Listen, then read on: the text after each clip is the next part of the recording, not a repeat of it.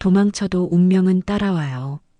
윤세아는 좁은 고시원 복도 끝에 서 있었어요. 아침부터 누수가 새어나와 바닥은 젖어 있었고 벽에 곰팡이 냄새가 코를 찔렀습니다. 그녀는 젖은 걸레를 한 번 더 짜고 허리를 펴며 깊게 숨을 들이마셨죠. 주머니 속에는 동전 몇 개와 버스카드가 전부였어요. 손목에 남은 흉터가 오늘따라 더 거칠게 만져졌습니다. 왼손 엄지로 흉터를 문지르자 따끔한 감각이 올라왔어요. 세아는 그 감각을 무시하려고 창문을 열었습니다. 회색 하늘 아래 빗방울이 천천히 떨어지고 있었죠. 세아야, 오늘 끝나고 같이 갈래요? 전 보는 집인데 진짜 잘 맞는다더라고요. 고시원 같은 층에 사는 지연이 문틈으로 얼굴을 내밀며 속삭였어요. 세아는 웃음인지 피곤인지 모를 표정을 지었습니다. 별로 믿진 않아요. 그래도 갈게요. 그녀는 자신의 목소리가 너무 가볍게 들려 놀랐습니다. 믿지 않는다고 말했지만 마음 어딘가에는 기대가 있었죠. 달라질 게 하나라도 있으면 좋겠다고 아주 작은 바람이 고개를 들었어요. 오후가 되어 두 사람은 허름한 상가 건물 3층으로 올라갔습니다. 금박으로 무속상담이라 적힌 문이 천천히 열렸어요. 안은 향 냄새로 가득했고 작은 북과 방울이 벽에 걸려 있었습니다. 단정한 한복 차림의 중년 여인이 나와 고개를 숙였어요. 한명선이라 소개한 그는 의자를 권하며 온화하게 미소 지었습니다. 차분히 손부터 보여주시겠어요? 세아는 잠시 망설였지만 오른손을 내밀었습니다. 명선의 손끝이 흉터에 닿는 순간 공기가 얼어붙은 듯 고요해졌죠. 아, 이 자국은. 명선의 얼굴빛이 하얗게 질렸습니다. 그녀는 눈을 한번 깜빡이더니 아무 말 없이 안쪽 방으로 들어갔어요. 잠시 뒤 작은 휴대전화를 꺼내 떨리는 손으로 번호를 눌렀습니다. 귀에 대고 한참 듣기만 했고 단 한마디도 내뱉지 않았죠. 세아는 설명 없는 침묵이 더 무서웠습니다. 심장이 빠르게 뛰었고 손끝이 차가워졌어요. 그녀는 의자에서 일어나 조심스럽게 물었습니다. 죄송한데 무슨 문제라도 있는 건가요? 명선은 입술을 깨물다 눈을 들었습니다. 여기서는 말씀 못 드려요. 오늘은 그냥 돌아가세요. 낮고 조심스러운 목소리였지만 분명한 경고가 섞여 있었어요. 세아는 더 묻지 않았습니다. 자신도 모르게 문 쪽으로 물러났고 문고리를 잡는 손에 힘이 들어갔죠. 괜찮으실 거예요. 다만 조심하세요. 명선의 마지막 말이 뒷덜미를 잡아 끄는 것처럼 무거웠습니다. 세아는 고개를 끄덕이고 그대로 계단을 뛰어내렸어요. 비가 더 굵어져 어깨가 금세 젖었습니다. 버스 창문에 비친 자신의 얼굴은 낯설었습니다. 초점 없는 눈, 지친 광대뼈, 그리고 손에 감긴 얇은 거즈가 보였어요. 그녀는 창문에 이마를 대고 눈을 감았습니다. 버스가 급정거할 때마다 흉터가 욱신거렸죠. 머릿속에는 방금 전의 침묵과 하얗게 질린 무당의 얼굴만 맴돌았습니다. 도대체 왜 그랬을까? 그 표정은 뭐였을까? 자꾸 질문이 솟았지만 대답은 나오지 않았어요. 세아는 억지로 생각을 밀어내듯 가방을 안고 몸을 웅크렸습니다. 비가 유리창을 때리는 소리가 더 커졌습니다. 그날 밤 고시원 복도에는 컵라면 냄새와 텔레비전 소리가 섞여 돌았습니다. 세아는 방문에 머리를 기대고 한참을 서 있었어요. 문틈 아래로 들어오는 희미한 불빛이 바닥에 길게 드리웠습니다. 휴대전화 화면에는 아무런 연락도 떠 있지 않았죠. 그녀는 침대 끝에 앉아 붕대를 풀었습니다. 옅은 자국이 파문처럼 번져 있었고 한 줄의 진한 흉터가 선명했어요.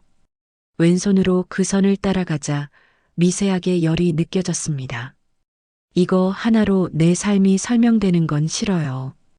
혼잣말이 방 안에서 작게 울리고 사라졌습니다. 새벽녘 복도 끝 창문으로 바람이 들어왔습니다.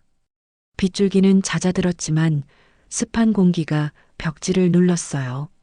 세아는 얕은 잠에서 수차례 깼습니다. 꿈속에서는 누군가가 문을 두드렸고 깨어나면 정적만 남아 있었죠. 아침이 되자 그녀는 다시 출근 준비를 했습니다. 푸석한 머리를 질끈 묶고 오래된 운동화를 신었습니다. 거울 앞에서 미소를 지어봤지만 입술 끝이 잘 올라가지 않았어요. 계단을 내려가며 그녀는 어젯밤의 불길함을 마음 깊숙이 눌렀습니다. 오늘은 아무 일도 없을 거라고 스스로 달랬죠. 세아 씨, 어제는 어땠어요? 지연이 엘리베이터 앞에서 손을 흔들었습니다. 세아는 짧게 고개를 저었습니다. 그냥 나랑은 안 맞나 봐요. 가벼운 대답이었지만 목 안쪽은 마르고 따가웠습니다. 지연은 더 묻지 않고 미소로 넘어갔죠. 둘은 빵집 앞에서 헤어졌고 세아는 버스를 탔습니다. 창밖으로는 맑은 햇살이 다시 고개를 내밀었어요. 하루가 평범하게 굴러가기 시작하는 듯 보였습니다. 점심 무렵 휴대전화가 낯선 번호로 진동했습니다. 세아는 한참을 망설이다 전화를 받았죠. 짧은 숨소리만 들리고 아무 말이 없었습니다. 여보세요? 뚝 하고 끊기는 소리만 남았어요. 등줄기를 타고 차가운 것이 흘렀습니다. 그녀는 의도적으로 창고 문 정리, 배달 정산 같은 사소한 일에 몰두했죠. 일과가 끝나자 피곤이 한꺼번에 몰려왔습니다. 밤이 오면 마음이 가장 약해지는 걸 그녀는 알고 있었어요. 고시원 복도로 들어서자 형광등이 깜빡거렸습니다. 누군가의 발소리가 계단에서 천천히 올라왔어요. 세아는 본능적으로 숨을 죽였습니다. 발소리는 문 앞에서 멈췄고 한 번도 들리지 않던 낮고 정돈된 남자의 기침 소리가 들렸죠. 윤세아 씨 계신가요? 낯선 목소리가 문 너머에서 차분하게 흘렀습니다. 그녀는 대답하지 않았어요. 손이 떨려 문고리를 꽉 쥐었고 심장 소리가 귓속에서 크게 울렸습니다. 발소리는 잠시 머물다 계단 쪽으로 멀어졌습니다. 그 밤도 그는 돌아오지 않았습니다. 하지만 이틀 뒤 그리고 다시 하루가 더 지나고 그 남자는 마침내 그녀 앞에 서 있었어요. 비가 개고 볕이 든 오후 고시원 입구에 검은 차가 조용히 멈췄습니다. 문이 열리자 잘 다려진 검은 정장이 눈에 들어왔어요. 각진 턱선과 차가운 눈매를 가진 남자가 다가왔습니다.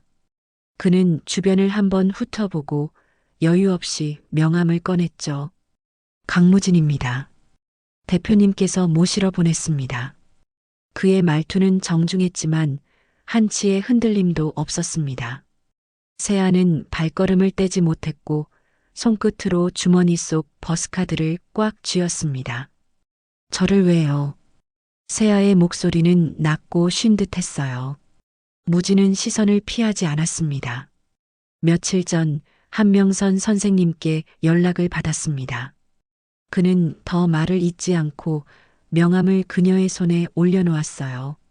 카드 위에 회사 로고가 오후 햇빛에 반짝였습니다. 급히 배워야 할 분이 계십니다. 그의 눈빛은 차갑지만 어딘가 알 수 없는 연민이 스쳐 지나갔습니다. 세아는 숨을 길게 내쉬고 고개를 들었죠. 복도 끝 창문으로 햇살이 길게 들어왔습니다. 먼지 입자들이 천천히 떠다니며 시간을 늦추는 듯 보였어요. 세아는 자신의 손목을 내려다봤습니다. 흉터는 얌전히 가라앉아 있었지만 이상하게도 따뜻한 열기가 전해졌습니다. 그녀는 아주 천천히 고개를 끄덕였어요. 잠깐만요. 가방만 가져올게요. 문을 닫는 소리가 작게 울렸습니다. 그 소리는 오래 잠겨있던 무언가를 푸는 열쇠처럼 느껴졌죠. 문고리 위의 손이 이번에는 조금 덜 떨렸습니다. 강무진은 한 걸음 뒤로 물러나 그녀의 길을 비켜섰습니다. 정갈한 구두 끝이 빛났고 계단 아래로 고요가 흘렀어요. 세아는 가방을 들고 나와 문을 잠갔습니다. 열쇠가 돌아가는 소리가 또렷하게 복도에 맺혔습니다. 어디로 가면 되죠? 그녀가 묻자 무진은 짧게 고개를 숙였습니다. 먼저 한 곳에 들르겠습니다. 그의 시선은 하루 전과 이틀 전, 그리고 그 이전의 모든 밤을 이미 알고 있다는 듯 단단했죠.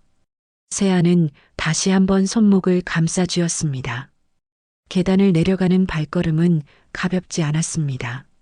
하지만 도망치는 발걸음도 아니었어요. 1층 유리문을 밀자 바깥 공기가 얼굴을 스쳤습니다. 비가 그친 하늘은 맑았고 골목 끝에 가로수가 흔들렸습니다. 세아는 숨을 들이마시고 내쉬었습니다. 그 호흡 사이로 오래 숨어있던 두려움이 조금씩 빠져나갔어요. 검은 차 문이 열렸고 그녀는 짧은 망설임 끝에 올라탔습니다. 문이 닫히는 소리와 함께 고시원의 복도 소음이 멀어졌죠. 도시는 여전히 바쁘게 흘러갔고 그녀의 이야기는 이제 다른 속도로 움직이기 시작했습니다. 대표님이 찾고 계십니다. 차 문이 닫히는 순간 윤세아는 숨이 막히는 듯 했어요. 차 안엔 은은한 가죽 냄새가 섞인 냉기가 돌았죠. 강무진은 운전석 옆자리에 앉아 조용히 앞을 바라봤습니다. 그의 얼굴엔 표정이라 할 만한 게 없었어요. 세아는 손끝을 비비며 창밖을 바라봤습니다. 서울 도심의 오후는 평소처럼 바쁘고 아무 일도 없다는 듯 흘러가고 있었죠. 어디로 가는 건가요? 확인하시면 압니다. 짧은 대답이 돌아왔어요. 세아는 더 묻지 않았습니다. 대화의 여지는 느껴지지 않았죠. 무진의 손목엔 반듯한 시계가 있었고 그의 동작 하나하나가 정확했습니다. 그는 단 한 번도 세아 쪽을 보지 않았어요. 차는 오래된 상가가 모여있는 골목 앞에서 멈췄습니다. 간판은 발에 있었고 계단 위쪽에는 낡은 붉은색 문패가 걸려 있었죠. 한명선의 점집이었습니다. 며칠 전 세아가 도망치듯 뛰쳐나왔던 그곳. 세아의 손이 미세하게 떨렸습니다. 다시 여기에요? 무진은 고개를 끄덕였어요. 그날 이후 당신의 이름이 기록에 남았습니다. 그 말은 낯설고 불길했습니다. 명선은 문 앞에서 그들을 기다리고 있었습니다. 그녀의 표정은 이전보다 더 굳어 있었어요. 세아 씨, 이젠 피할 수 없어요. 명선이 손짓하자 향 냄새가 스며든 방 안 공기가 묘하게 무거워졌습니다. 테이블 위엔 낡은 서류철이 놓여 있었고 그 위엔 사진 한 장이 올려져 있었어요. 세아의 어릴 적 사진이었습니다. 그 옆엔 어린 소녀의 손을 꼭 쥔 한 여자의 모습이 찍혀 있었죠. 이게 왜 여기 있어요? 세아의 목소리가 떨렸습니다. 무진이 조용히 말했습니다. 그날 당신의 어머니가 남긴 겁니다. 세아는 숨을 들이켰습니다. 명선은 고개를 숙이며 말했다. 그 아이의 손에는 피의 운명이 있다. 그게 당신 어머니의 마지막 말이었어요. 방 안 공기가 식어갔습니다. 향 냄새가 더 짙게 코끝에 맴돌았죠. 세아의 손목에서 희미한 열이 올라왔습니다. 마치 흉터 아래에서 무언가 깨어나는 듯 했어요. 무슨 소리예요? 그런 말 믿을 수 없어요. 세아는 자리에서 일어나 문 쪽으로 향했습니다.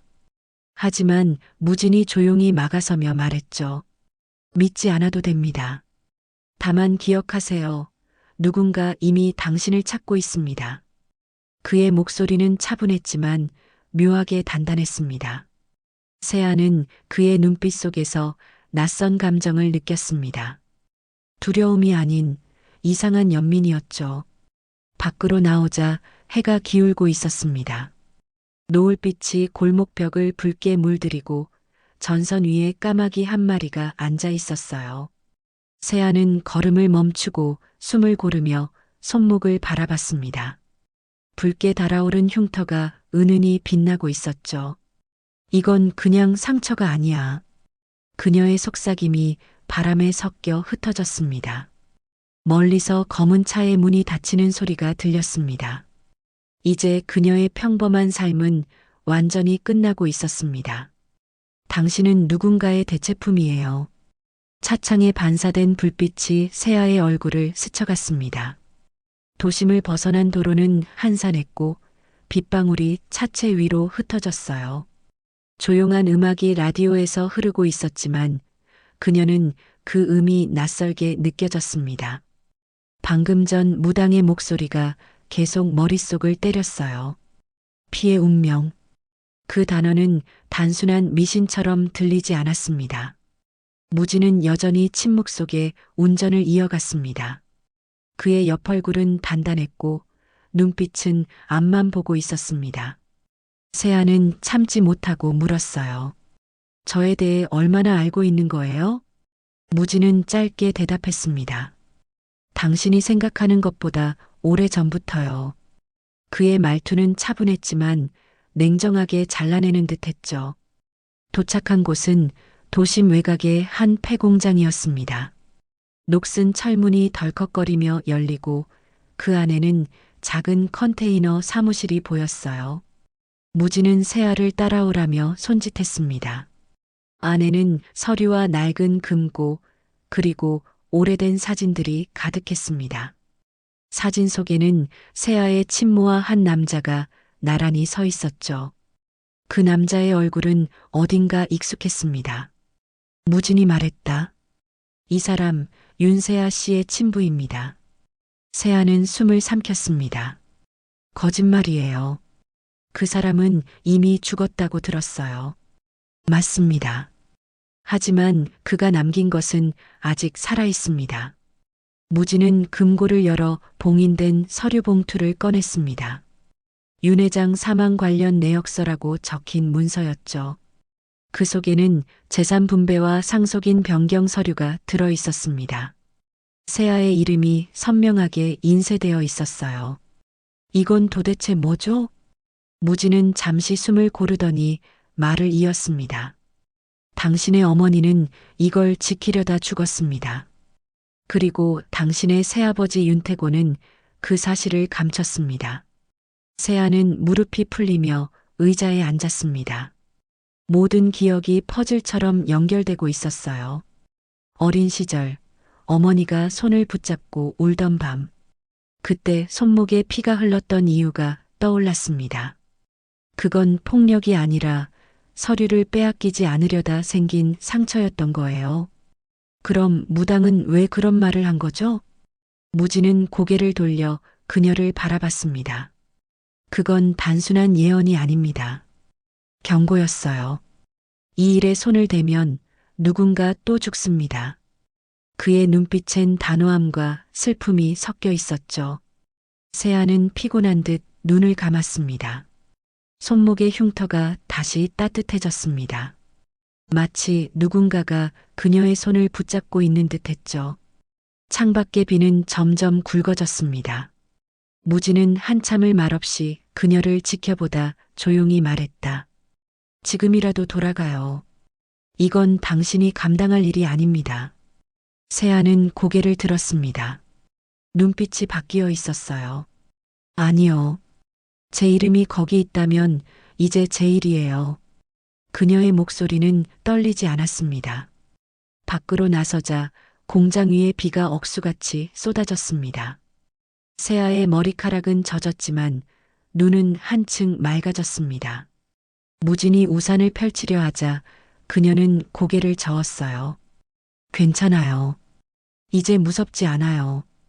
그녀의 손목에 비가 닿으며 흉터가 반짝였습니다. 그 빛은 마치 잃어버린 시간의 흔적이 깨어나는 것 같았어요.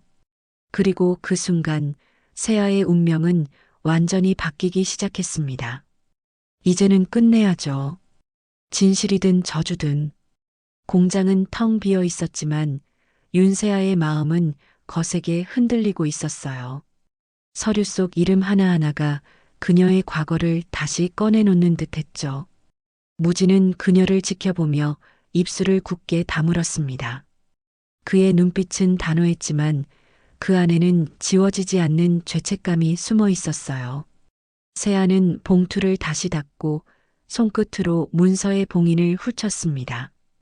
그때 창밖에서 자동차 불빛이 번쩍였죠. 무진이 순간 고개를 들었습니다. 여기까지 왔군요. 세아가 눈을 크게 떴습니다. 창문 너머로 검은 SUV가 천천히 다가오고 있었어요. 새아버지요? 무진은 대답하지 않았습니다. 그 대신 그녀를 팔로 끌어안고 옆방으로 밀어 넣었어요. 절대 소리 내지 마세요. 컨테이너 문이 닫히는 순간 바깥에서 거친 발소리가 들렸습니다. 철문이 발로 차이며 열리고 윤태곤이 나타났죠. 그의 얼굴엔 분노와 탐욕이 뒤섞여 있었습니다. 이제야 찾았다. 내가 어디 숨었는지 알고 있었지.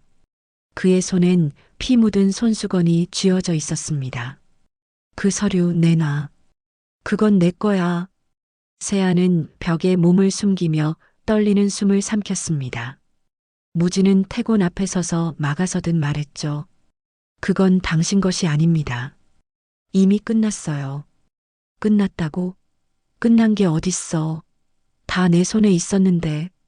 태곤은 주변을 둘러보며 금고를 발견했습니다. 그는 문서를 꺼내 들자마자 성냥불을 켰어요. 차라리 불태워버리면 아무도 못 가지겠지.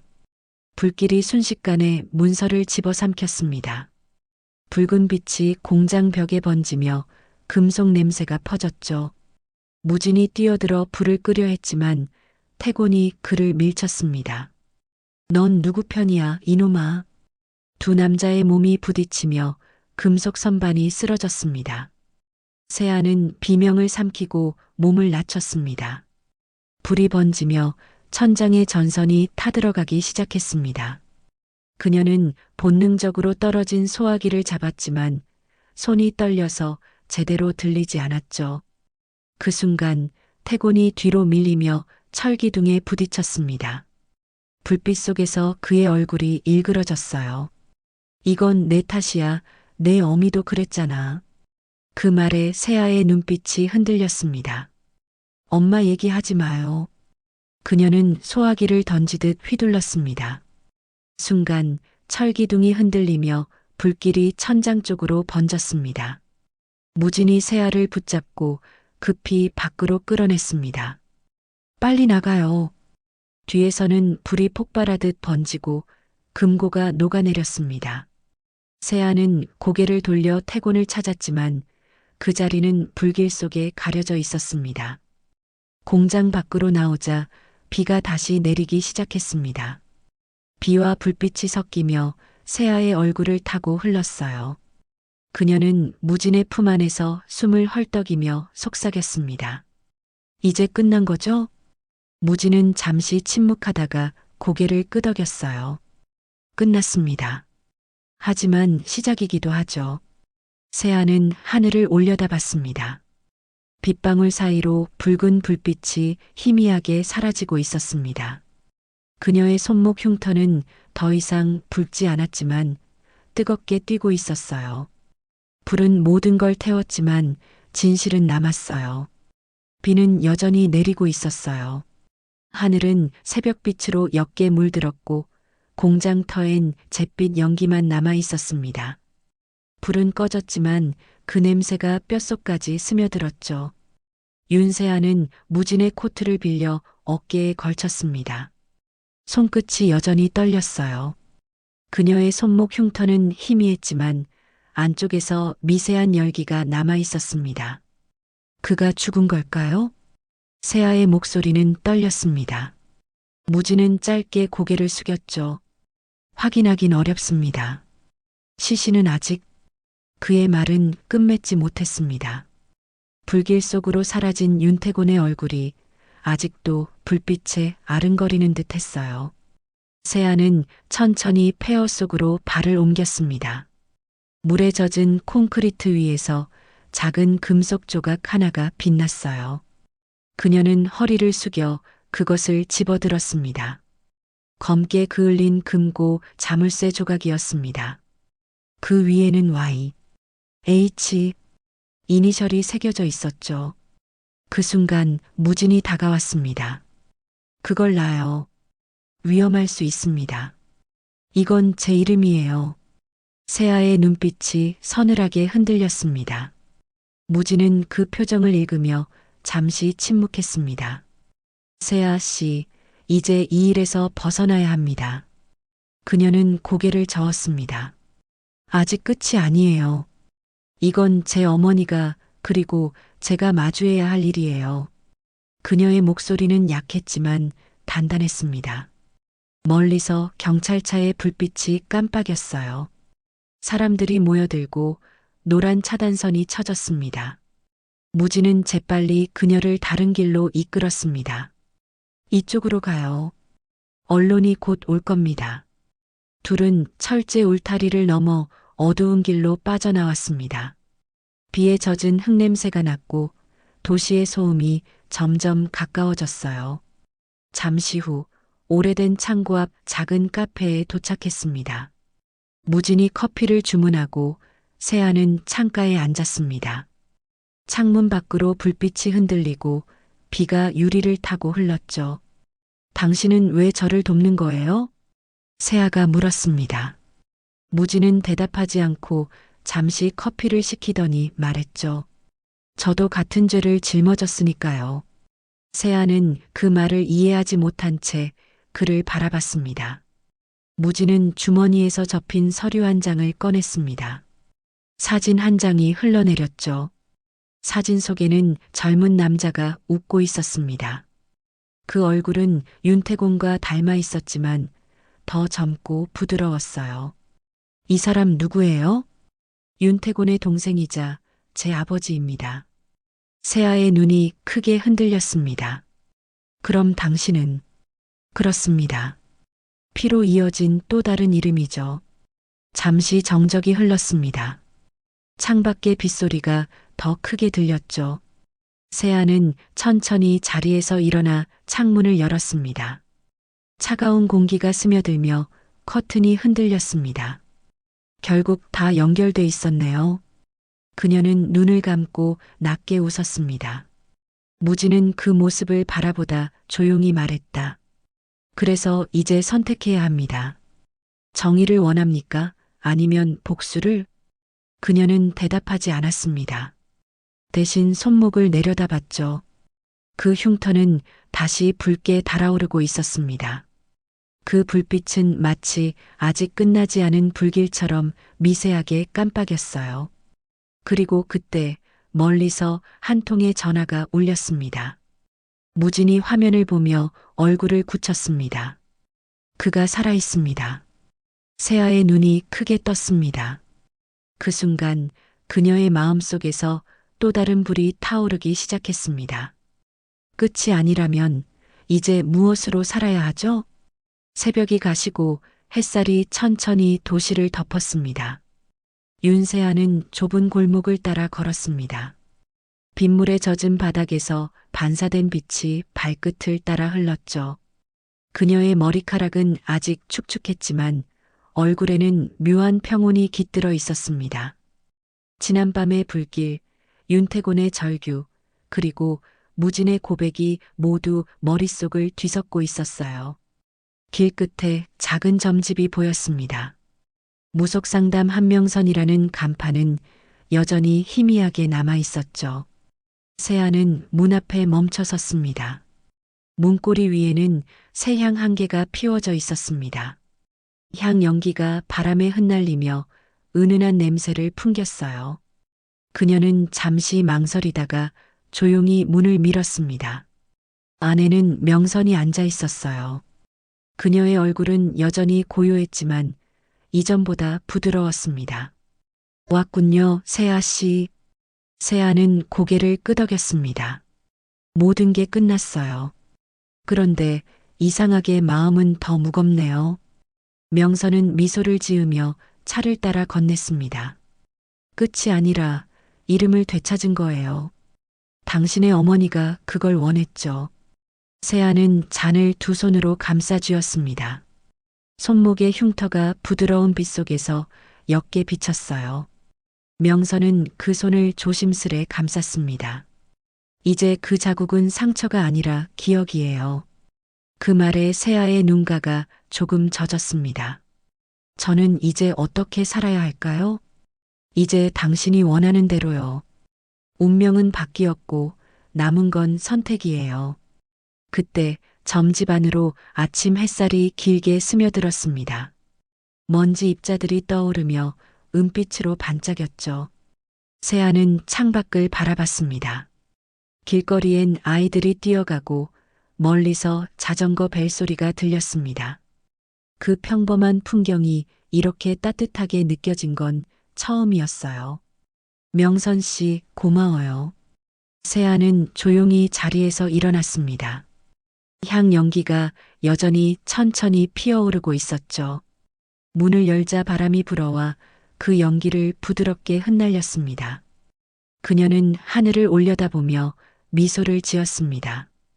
그 미소 속에는 처음으로 진짜 자유가 있었습니다. 밖에서는 무진이 기다리고 있었습니다. 그의 옷은 젖어 있었지만 표정은 편안했습니다. 세아가 다가와 물었습니다. 이제 어디로 갈까요? 무진은 짧게 대답했습니다. 당신이 가고 싶은 곳으로요. 세아는 고개를 끄덕이며 길을 걸어 나갔습니다. 햇살이 그녀의 머리카락 위에 내려앉으며 흉터를 따뜻하게 감쌌습니다. 모든 것은 사라졌지만 그녀는 남아 있었습니다. 그리고 그게 전부였어요. 진실은 늘 기록으로 남아요. 하지만 사람은 떠나죠. 며칠이 지나고 도시는 다시 평온해졌습니다. 윤세아의 이름은 언론 어디에도 등장하지 않았어요. 그녀가 겪은 일은 마치 존재하지 않았던 것처럼 세상에서 지워지고 있었습니다. 그러나 어느 회색 빌딩의 고층 사무실 안 한 남자는 그 모든 기록을 정리하고 있었죠.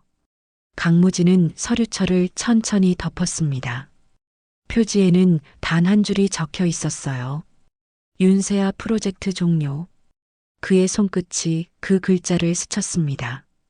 서류 안에는 재산 분배 내역, 진술서, 그리고 윤태곤 실종 보고서가 차곡히 정리돼 있었습니다. 무진은 잠시 창밖을 바라보았죠. 유리창 너머로 푸른 하늘이 보였지만 그의 눈빛은 어딘가 멀리 향해 있었습니다. 이제 끝이군요. 그가 낮게 중얼렀습니다. 비서는 문 앞에서 고개를 숙이며 대답했죠. 대표님, 다음 일정은 오후 회의입니다. 괜찮아요. 오늘은 좀 쉬겠습니다. 비서가 나가자 방 안은 고요해졌습니다. 무진은 책상 서랍을 열었습니다. 그 안엔 낡은 편지 한 장이 들어 있었어요. 하얀 봉투엔 윤세아라는 이름이 적혀 있었습니다. 그는 편지를 꺼내어 조심스럽게 펼쳤습니다. 당신이 없었다면 저는 진실을 마주하지 못했을 거예요. 모든 게 무너져도 제 안엔 고마움이 남았어요. 짧은 문장이었지만 그 한 줄 한 줄이 무진의 가슴을 두드렸습니다. 그는 미소를 짓는 대신 조용히 눈을 감았어요. 긴 숨을 내쉬며 몸을 의자에 기대었습니다. 창밖의 구름이 천천히 움직이고 유리창에 햇빛이 스며들었습니다. 그 빛은 책상 위의 서류에 반사되어 방 안을 따뜻하게 물들였죠. 무진은 마지막 페이지를 다시 덮으며 속삭였습니다. 윤세아, 이제 당신 이름은 누구도 지우지 못하겠네요. 그는 펜을 들어 서명란에 단 한 줄을 남겼습니다. 사직서 강무진. 그 종이를 덮은 후 그는 천천히 일어섰습니다. 바람이 창문 틈으로 스며들며 커튼을 흔들었습니다. 그는 문을 나서며 잠시 멈춰 섰습니다. 그리고 아주 짧게 미소를 지었습니다. 이제 나도 자유로워야죠. 그의 발소리가 복도에 울렸습니다. 사무실 문이 닫히고 햇빛이 그가 떠난 자리 위에 고요히 머물렀습니다. 밖에서는 새 한 마리가 창문을 스치며 날아올랐습니다. 그 날개짓은 조용했지만 어딘가 해방의 리듬을 닮아 있었습니다. 진심은 결국 남아요.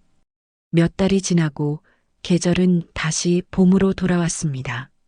서울 외곽의 작은 마을 언덕 위 새로 세워진 복지재단의 간판이 햇살 아래 반짝였어요. 간판에는 세아재단이라는 이름이 또렷이 새겨져 있었습니다. 아이들의 웃음소리가 마당을 가득 채웠고 흙냄새와 꽃향기가 섞여 따뜻한 공기를 만들었죠. 윤세아는 마당 한쪽에서 아이들과 그림을 그리고 있었습니다. 손목의 흉터는 더 이상 눈에 띄지 않았지만 그 자리에 남은 기억은 여전히 그녀를 단단히 붙잡고 있었어요. 선생님, 이 꽃 이름이 뭐예요? 한 아이가 붓을 들고 물었습니다. 세아는 미소를 지으며 대답했죠. 민들레요. 아무리 밟혀도 다시 피는 꽃이에요. 그녀의 눈빛에는 더 이상 두려움이 없었습니다. 아이들과 함께 웃으며 물감을 섞는 손끝이 부드러웠죠. 재단 건물 안에서는 봉사자들이 분주히 움직이고 있었습니다. 벽 한편에는 한 장의 액자가 걸려 있었어요. 사진 속에는 젊은 시절의 어머니가 새알을 안고 웃고 있었습니다. 그 밑에는 작은 문구가 적혀 있었죠. 용서는 피보다 깊은 유산이다. 그 순간 바깥에서 익숙한 발소리가 들렸습니다. 세아가 고개를 들자 문가에 강무진이 서 있었습니다. 그는 예전보다 훨씬 편안한 표정이었어요. 정장을 벗고 셔츠 소매를 걷은 그의 손에는 작은 화분 하나가 들려 있었습니다. 축하 선물이에요. 이름은 해바라기랍니다. 그녀는 웃으며 화분을 받아들었죠. 당신답네요. 햇빛만 보고 자라는 꽃이라니. 둘 사이의 대화는 길지 않았지만 공기에는 따뜻한 안도감이 흘렀습니다. 무지는 아이들의 웃음을 바라보다 조용히 말했습니다. 당신은 결국 여길 만들었군요. 세아는 고개를 끄덕였습니다. 누군가의 손을 잡아줄 수 있다면 그걸로 충분해요. 햇살이 그들의 어깨 위로 내리쬐며 부드러운 금빛을 만들었습니다.